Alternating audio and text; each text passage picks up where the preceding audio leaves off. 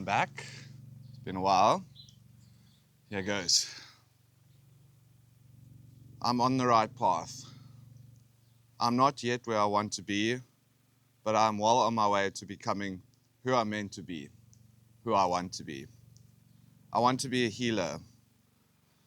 I feel that this is why I've been put here on this planet. Every experience, every failure, every trauma has been shaping me, helping me learn and equip me for this new role. Yes, at the time, my life would feel as if it was completely falling apart, but I've made it through all of them with new insights and picked up more tools to help me actualize my new life. My life has been a story of constant evolution, and that is what I believe that my life was meant to be. I've done more in my almost 30 years than most people will do in a lifetime. I've seen and experienced so much. Time to be more proud of myself. Time to stop being so hard on myself. I have the support system that I need. I have God and the universe on my side. From today, I don't look back anymore. I let go of my regret of the past and I relish the future that I am creating. Time to let go of my impatience and allow life to unfold at its own pace. I love my life. I love myself. Yes, there are still improvements to make, and those I will make as I don't ever plan to stop growing, stop evolving. Today marks the start. I'm ready for the future. I invite any new challenges I may face as they will only serve to make me even stronger. I know what I'm destined for. My future will be great. I'm excited for each new day as I rebuild myself into who I'm meant to be. Watch out, world. You didn't see me coming, but this new Dylan is here to stay, and I bring my light into this world that is consumed by darkness. So I'm finally starting to feel myself again. Yesterday was quite a big day. I went for my first hypnosis session and it didn't go very deep yet, as generally it's recommended by the hypnotherapist that I'm going to that you have 2 sessions. The first session I spent the first hour talking about what I'm trying to accomplish through the hypnosis, which is to be able to help to integrate all of my past traumas into my new self. Then the second hour consisted of her telling me exactly how the hypnosis works, what hypnosis is, what it is not. And then the last hour was doing a light hypnosis, which I'd always been very not resistant to the idea of hypnosis. I know that hypnosis works, but I thought that since I've such a strong mind due to my pathological demand avoidance, that it would be hard to get myself into that hypnotic state. And I did feel some resistance, but it did work. And the next session is only a month away, which I'm a little bit impatient about, but there's nothing I can do about it. At least I know that I'm on the right path to getting a stranglehold on my past traumas. And the next session is going to be a 3-hour deep hypnosis session going into my past traumas, going back specifically to the memories that I can't recall, since all of our initial traumas happened in those first few years of life, which I can't recall any of, and it would be impossible to expect anyone to be able to recall traumas that happened in specifically their first few months of life, which is inevitably when all our first traumas took place. So, yeah, I'm well on my journey.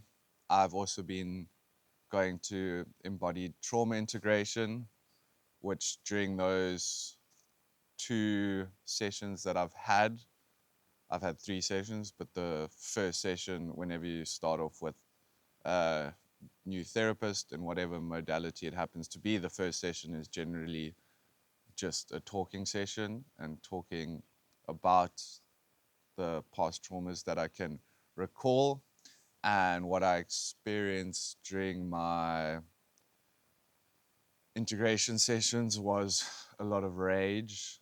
While I was lying in the bed, my arms were just completely shaking. And I'd actually managed to, a couple months ago, I felt my arms getting these twitches all the time. And one day when I was having a bath, I just let myself go into those, what would you call it? Into those tremors.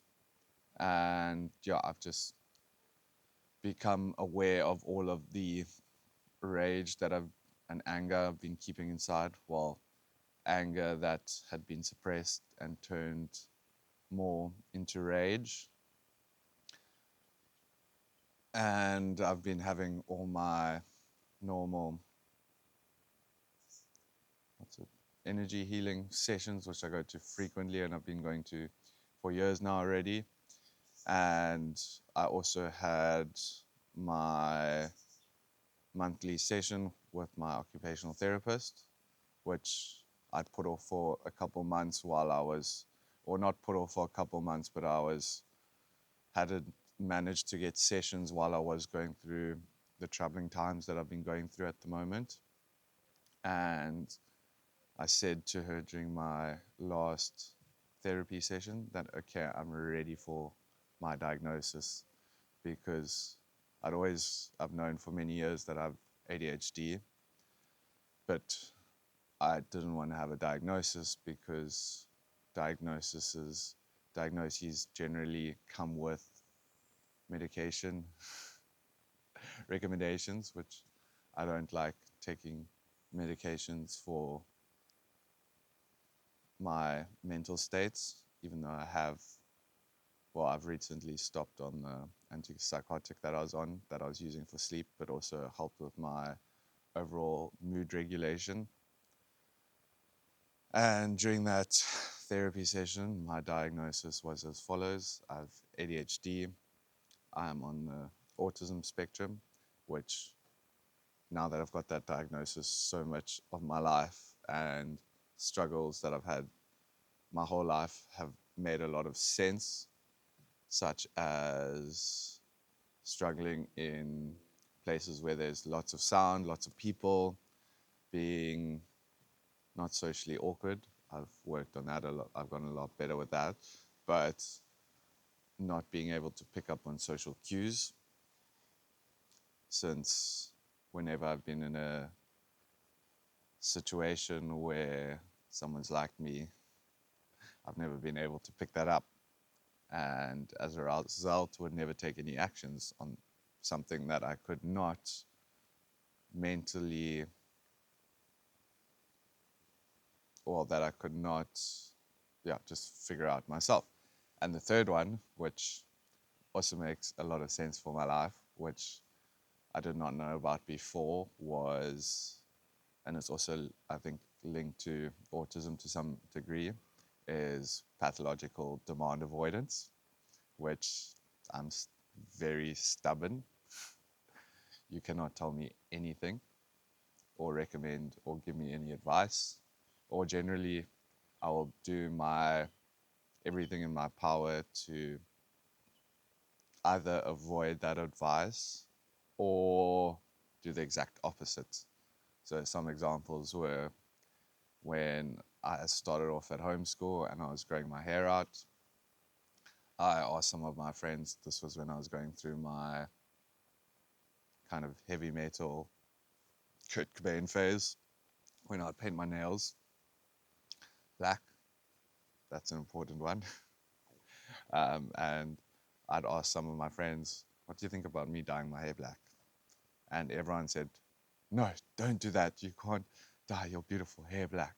And a couple of days later, I went to dye my hair black because maybe if someone said, yeah, it would be a good idea to dye your hair black, then I would have gone and done the opposite to that, which was keep my hair normal. So, yeah, now with these diagnoses, a whole lot of my life makes sense. But if someone had tried to diagnose me in the past, I would have definitely not have listened to them, which again is the pathological demand avoidance. So I needed to get to the point where I was ready to get my own diagnosis, which has now been the case. So today I've got a session with Dr. Carl, one of my close friends, who started a medical practice recently. And I have always had a close connection with, and we'd always spoken a lot about mental health and many medications. Not that I'd taken the medications, but I had dabbled a little bit with Xanax, which I know is a slippery slope, which me knowing my addictive personality or ease to become addicted to something that helps me escape my reality.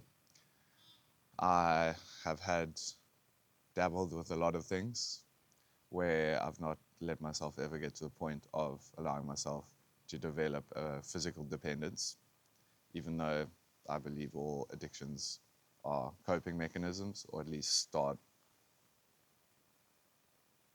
not start out that way, but for example, a way that's very apparent for me is I've recently stopped smoking weed after smoking copious amounts for 12 years.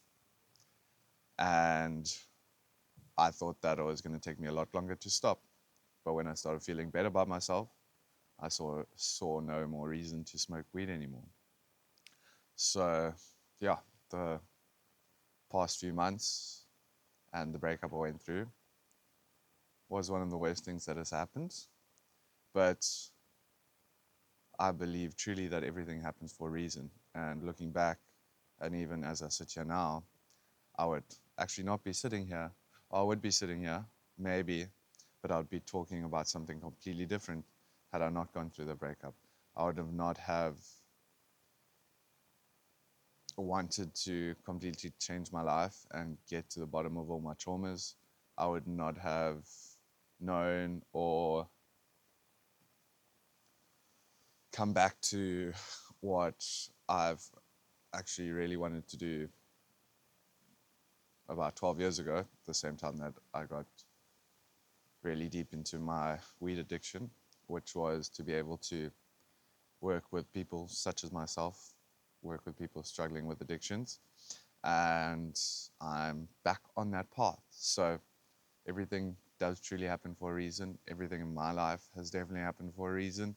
As much as they sucked and were excruciatingly painful to go through at the time, I'm grateful for everything in my life that has unfolded exactly as the way it has, because that is the exact way that it needed to unfold for me to be becoming who I am meant to be. And I hope to never stop on this path of self-evolution. And I've still got quite a lot of demons to kill before I am where I want to be, but I'm well on my way there. So thanks for watching today's episode. And what do you think of the new backdrop? This is in my front garden where I've grown up and where I still live now. and I think I'm going to start doing more of my videos here. So thanks for watching, and instead of see you again tomorrow, I'm not going to do this every day anymore. Just whenever I have a good journal reading to do where I've learned a lot about myself, that's when I'll record these again, because it was quite a commitment to record these every day, especially while I'm still not in the best, not in the perfect mental space. I'm in a good mental space, but not perfect yet, which I will probably never be. So whenever I have something, a big insight on my life, that's when I'll record my next video. So see you there. Cheers.